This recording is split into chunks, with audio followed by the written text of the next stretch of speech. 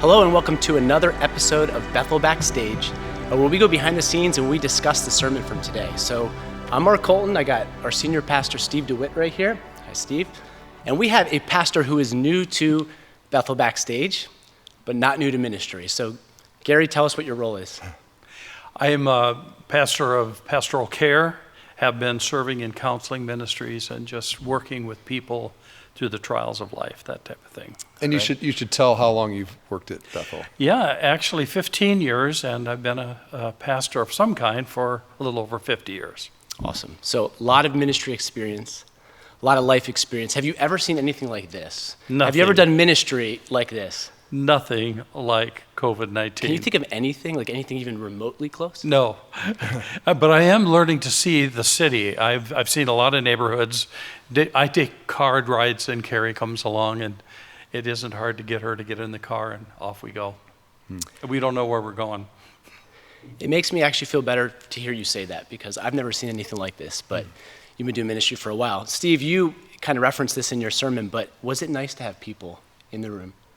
It really was. You know, all I could see was their eyes, but just having bodies that I could speak to and people that I could speak to, and they were responsive, and it was not a big number, and they were spread out, but at least there was some interaction versus preaching in an empty room. That's not not ideal for sure. So it was really great to see people, and we didn't show this in the live stream, but we had leaders here who prayed with people after the service as a little bonus for coming to the service. We prayed with them in the parking lots, and so definitely a small step back to normal, but at least a step. And so it was great seeing people. Yeah, it really was. I thought a lot about, when you're preaching that kind of sermon, a lot of us have situations from our life that we think about. We have like real practical questions, like what if? But what about this kind of thing?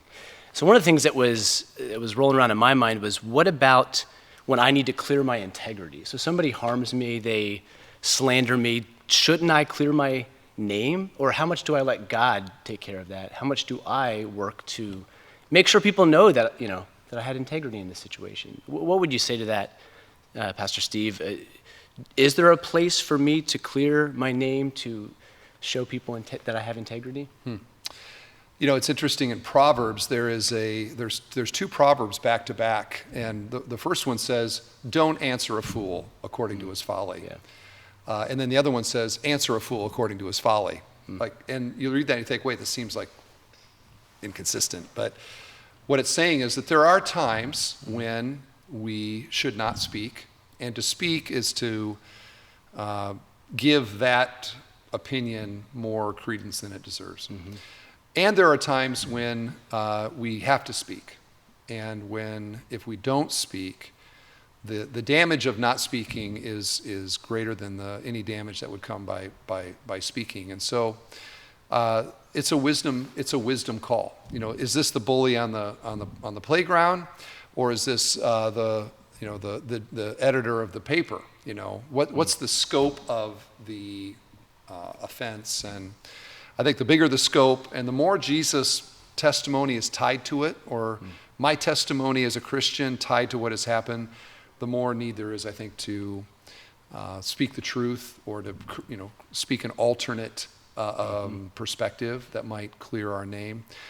This is part of the challenge, though, is that it's hard to know exactly when to speak, when not to speak. I think the text is calling us to consider carefully that we don't have to always make that right verbally. You think about Jesus as he was before Pilate and all these accusations that were hurled against him. It says that he was silent. He remained silent. Yeah. So there's a time and place for that. Yeah. There's an old saying that says, methinketh you protest too loudly. The idea is that the more you try to defend yourself, the guiltier you look. And I think oftentimes that is the case. And in ministry, I think it does, as you have said, Steve, that I think it matters to some degree who it is that is bringing these accusations against you. If it's a close friend, a close acquaintance, probably going to want to just have a little silent dialogue with them and a personal, private time. But general criticisms, it seems like the more you try to defend yourself, the more guilty you become. Yeah. You know, I think we battle this because God has wired us for justice. Like, God is a God of justice. And so when something happens where injustice takes place, we want justice to happen. And in the sermon, you mentioned this. Like, we think that doing nothing or overcoming evil with good is not going to remedy the justice. And I struggle with that. But to think about the fact of Jesus overcoming evil with good, that God actually did this, that he really, really encouraged my heart, because I struggle. I mean, I want justice to be done because God is a God of justice. It seems right. Gary, you've had a lot of situations in life, ministry times. Can you think of a time personally or in ministry where you struggled with this, wanting to get even or justice? That would be very easy to think of that. I've struggled with like last week, or yeah, many times. I think as a pastor, we tend to get more credit than we deserve and more criticism than we necessarily earn. But the reality is, the more we try to defend ourselves, it seems, the guiltier we become. I've had a lot of experiences in this type of thing, you know, but I think as we just turn the justice of this whole thing over to God, he has a way, because I think time and character tend to right the wrong. If you have character in the midst of criticism and there's enough time, you will probably be exonerated. I've heard another senior pastor, he talked about how I think early in his ministry, you know, he was the young buck and doing things and was getting smoked by criticism. And he said that, you know, I basically just outlived my critics. Yeah. You know, eventually over time, if you keep pastoring, they die. And he's just has outlived them. And that perspective disappears, you know, with them. And I can relate a little bit to that, having been at Bethel for, you know, coming on 23 years, that over time, eventually, as you know, try to be faithful to the Lord, that silences some of it, and time has a way of, you know, clearing your name. I would add this: I think it's very easy to think that I am really concerned about justice, but in reality, my ego has been wounded. Absolutely. And that's hard to sort through. Like, is this a God thing that I'm concerned about, or is this a me thing? And oftentimes we hide our me things in our God concerns and feel like we're justified to speak, when maybe just shutting our yapper would be the better response.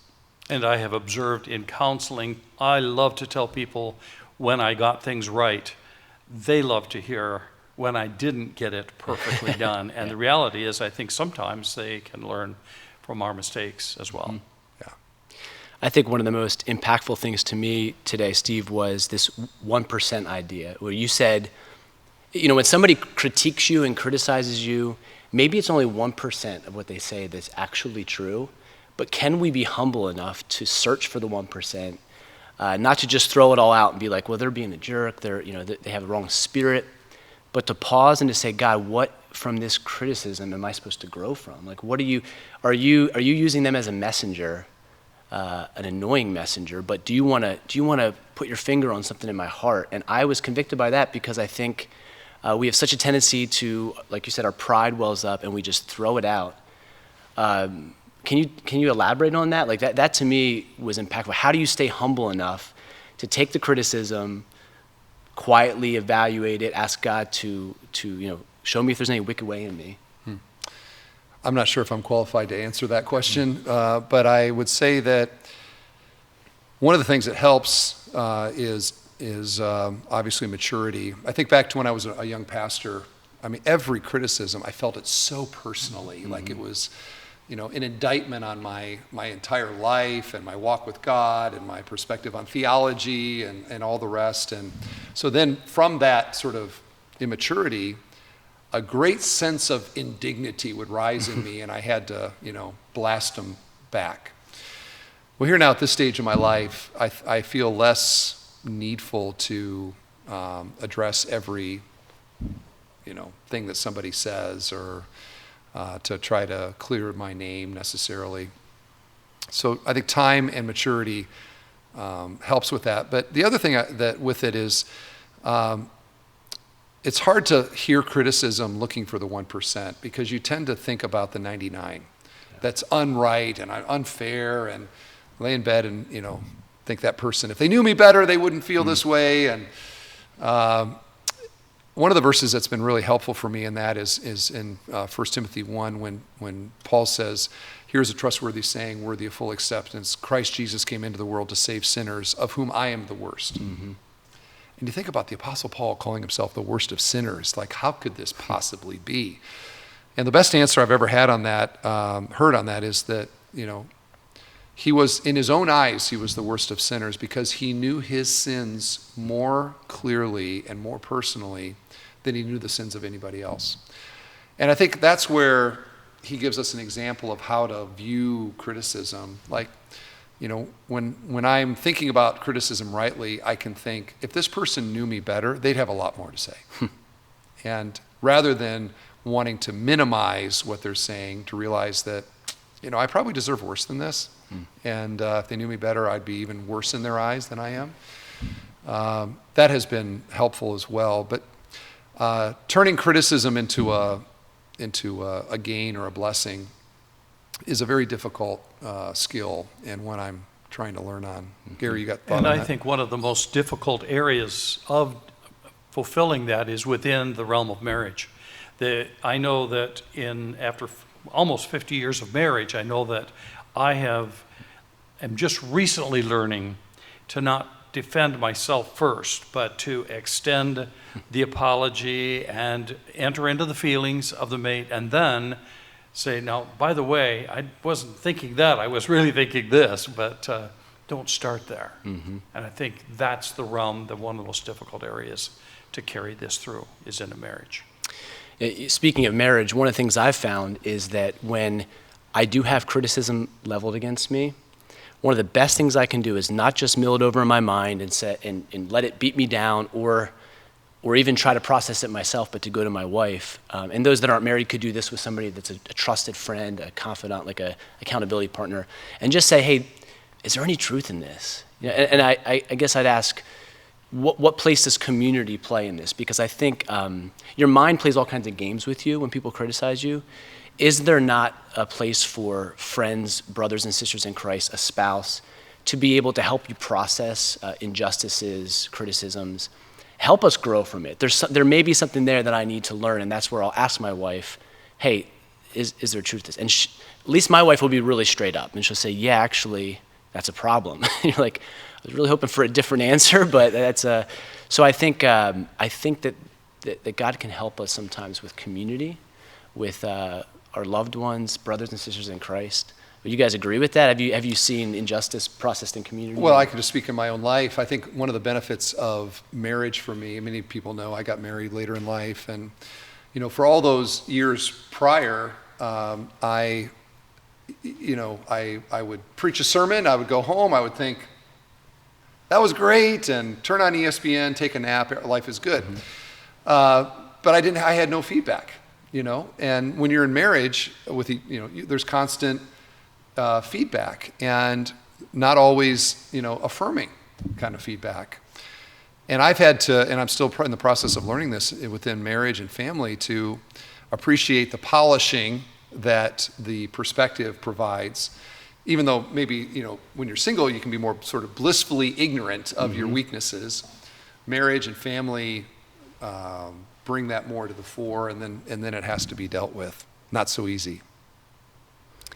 Gary, stories from marriage or anything in your life that you've learned about this idea of forgiveness and just leaving things in God's hands?